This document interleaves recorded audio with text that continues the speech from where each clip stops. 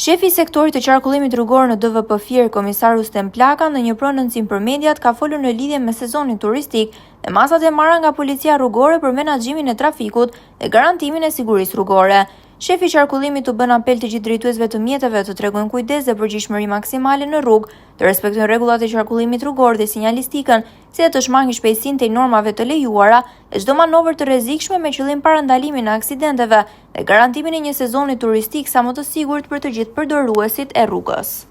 Ndodhemi në pikun e trafikut sezonit turistik. Nga ana drejtorisë vendore të policisë Fier është hartuar një plan masash me shërbime shtesë për përballimin me sukseset e gjithë sezonit turistik, kryesisht për trafikun i cili ndodhen në zonat urbane, po dhe në ato akse kryesore të qarkut të Fierit. Zonat më problematike të qarkut të Fier për ngarkesën e trafikut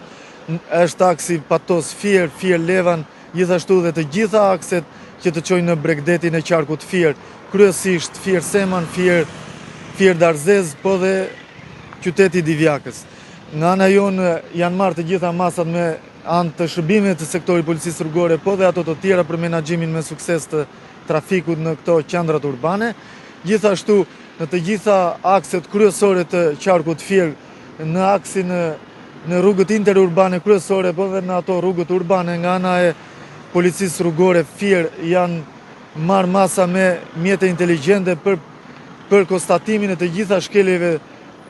gjitha shkeleve që prekin sigurinë rrugore, si me shpejtësi matës, radar dhe mjetin inteligjent, gjithashtu edhe me radari cila futet në akset kryesore më problematike të ndodhjes së aksidenteve.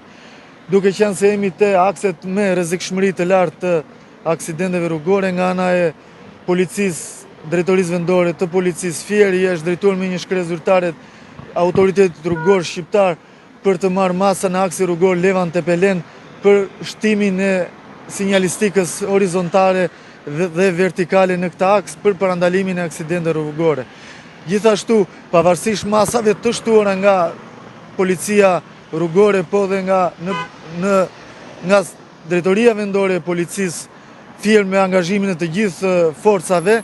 kemi pasur aksidente me pasoja të rënda, kryesisht në akset me risk Qerëm Divjak, po dhe në akset rurale, të cilat kanë sjell pasoja të rënda deri në humbjen e njerëzve.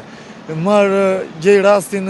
të bëj thirrje të gjithë drejtuesve të mjeteve të respektojnë rregullat e qarkullimit rrugor, duke mos rrezikuar jetën e tyre dhe të tjerëve. Marr shkas edhe nga ndryshimet e reja që kanë ndodhur në kodin rrugor, të cilat kanë hyrë fuqi në datën 7/8/2026, ku kanë për qëllim